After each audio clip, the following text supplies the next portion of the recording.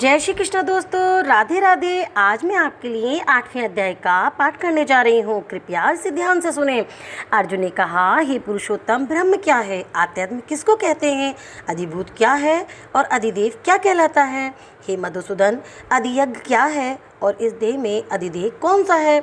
मरने के समय में स्थिर चित्त वाले लोग तुमको कैसे जान पाते हैं? श्री कृष्ण भगवान बोले, जो अक्षर यानी कि अविनाशी और परम श्रेष्ठ है वही ब्रह्म है।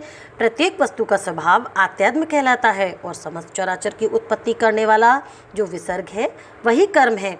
जो देह आदि नाशवान वस्तु हैं वही अधिभूत कहलाती हैं। विश्वरूप जो विराट पुरुष है वही अधिदेव है और जो हे पुरुषों में श्रेष्ठ है, इस देह में मैं ही अधियज्ञ हूँ। अंतकाल में जो मेरा ध्यान करता हुआ शरीर त्यागता है वे निसंदेह मेरे शरीर को पा जाता है।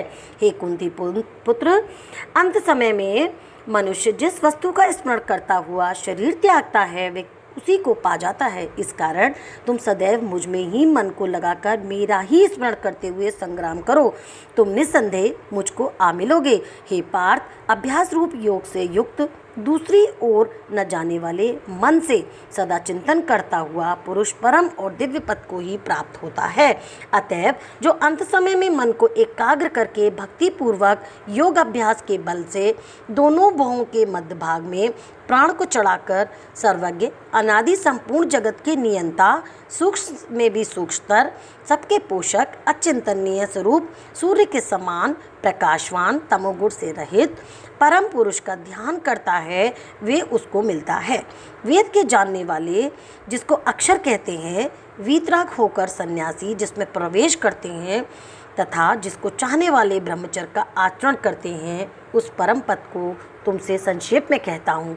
सो अब इंद्रियों के द्वारा को रोककर मन को हृदय में धारण कर प्राण को मस्तक में ले जाकर समाधि योग में स्थित इस अक्षर का उच्चारण करता हुआ जो देह को त्यागता है उसे मोक्ष रूप उत्तम गति प्राप्त होती है।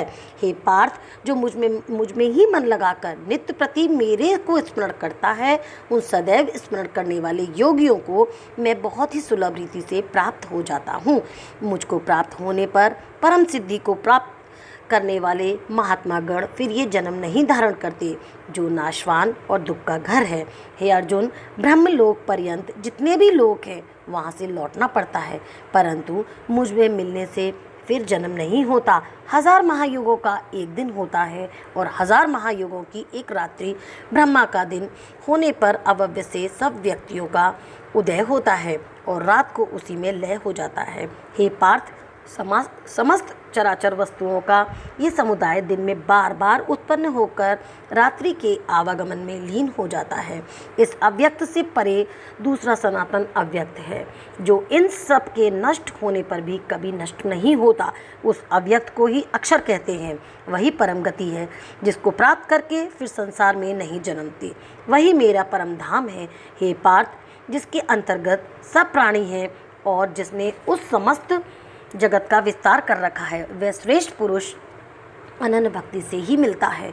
हे भारत श्रेष्ठ, जिस काल में योगी जन देह छोड़कर फिर नहीं लौटते हैं और जिस काल में अग्नि, प्रकाश और दिन शुक्ल पक्ष हो, ऐसे उत्तरायण के 6 महीने में मृत्यु को प्राप्त होते हैं।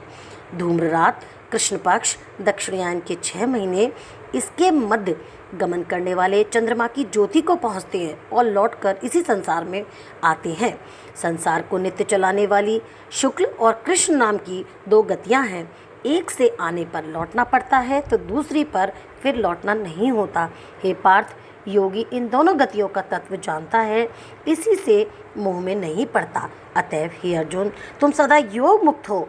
वेद, यज्ञ, तप और दान से जो पुण्य फल बतलाए गए हैं, योगी उन सब से अधिक ऐश्वर्य प्राप्त करते हैं और सर्वोत्तम आदि स्थान प्राप्त करते हैं।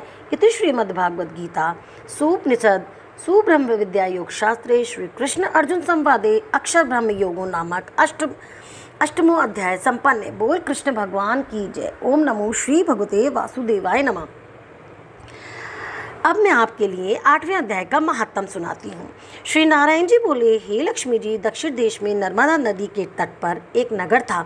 उसमें सुशर्मा नाम का एक बड़ा ही धनवान विप्र रहता था। एक दिन उसने एक संत महात्मा से पूछा, हे ऋषि जी, मेरे संतान नहीं है। तब ऋषिवर ने कहा, तू अश्वमेध यज्ञ कर, बकरा देवी को भेंट चढ़ा, देवी तेरे को पुत्र देगी। तब उसने यज्ञ करने को एक बकरा मोल लिया। तब बकरा कह कह शब्द करके हंसने लगा। तब ब्राह्मण ने पूछा, हे बकरे, तू क्यों हंसता है? तब बकरे ने कहा, पिछले जन्म में मेरे भी संतान नहीं थी। तब मैं एक ब्राह्मण से पूछा तो उसने मुझे अश्वमेध यज्ञ करने को कहा। मेरे सारे नगर में बकरा ढूंढा, परंतु बकरा हाथ ना लगा। ढूंढते ढूंढते एक बकरी का बच्चा दूध पीता मिला। उस बच्चे समेत बकरी को मैंने मोल ले लिया। तब उसको बकरी के स्तन से छुड़ाकर यज्ञ करने लगा। तब बकरी बोली, अरे ब्राह्मण, तू ब्राह्मण नहीं जो मेरे पुत्र को होम में देने लगा है, तू महापापी है। क्या ये कभी तूने सुना है कि पराये पुत्र को मारने से किसी ने पुत्र पाया है? तू अपनी संतान के लिए मेरे पुत्र को मारता है। वे बकरी बहुत कुछ कहती रही, पर मैंने होम दिया। तब बकरी ने श्राप दिया कि तेरा गला भी इसी भांति कटेगा। ऐसा श्राप देकर वे बकरी तड़प कर मर गई। कुछ समय बाद मेरा भी काल आया। मेरे कर्मों के कारण मुझे नरक की आग में तपाया गया। फिर नरक भोगकर अनेकों योनियों में जन्म लेकर महान दुख भोगता रहा। अब बकरे का जन्म पाया है, तब मुझे एक बाजीगर ने मोल ले लिया। अब सुख पाऊंगा, किंतु तू छुरी लेकर मारने के लिए खड़ा है। तब ब्राह्मण ने कहा, हे बकरे, तुझे भी जान प्यारी है। अब मैं अपने नेत्रों से देखी हुई कहता हूँ। कुरुक्षेत्र में चंद्र सुशर्मा नाम का राजा स्नान करने के लिए आया। उसने ब्राह्मण से पूछा, ग्रहण में क्या दान करूं? उसने कहा, हे राजन, काले पुरुष का दान कर। तब राजा ने काले लोहे का पुरुष बनवाया, नेत्रों की जगह लाल जड़वाए, सोने के आभूषण पहनाकर तैयार किया। तब वे काला पुरुष कह कह शब्द करके हंसा। राजा डर गया कि कोई बड़ा अवगुण है, सो लोहे का पुरुष हंस रहा है। तब लोहे से उस काले पुरुष ने ब्राह्मण को कहा, हे ब्राह्मण, तू मुझे लेगा? तब ब्राह्मण ने कहा, मैंने तेरे शरीर के कई पचाए हैं। तब काले पुरुष ने कहा, तू मुझे वे कारण बता जिस कारण से तूने अनेक दान पचाए हैं। तब विप्र ने कहा, जो मेरे में गुण हैं सो मैं ही जानता हूँ। तब वे काला पुरुष कह कह शब्द करके फट गया। उसमें से एक कालिका की मूर्ति निकल आई। तब विप्र ने गीता जी के 8वें अध्याय का पाठ किया। उस कालिका की मूर्ति ने सुनकर देह पलटी। जल की अंजलि भरकर उस विप्र ने मूर्ति पर जल छिड़का। जल के छिड़कने से तत्काल उसकी देवदेही पाव विमान पर चढ़कर बैकुंठ धाम को गया।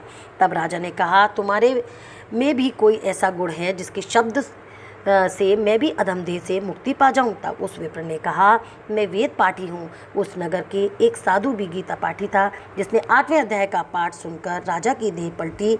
तब राजा दिव्य देह पाकर बैकुंठ को गया और कहता गया कि हे ब्राह्मण, तू भी गीता जी का पाठ कर, तुम्हारा भी उद्धार होगा। तभी ब्राह्मण भी श्री गीता जी का पाठ करने लगा। जय श्री कृष्णा दोस्तों, राधे राधे। भगवान इस सब का फल मेरे सब सुनने वाले दोस्तों को, सखियों को, सबको प्राप्त हो। जय श्री कृष्ण।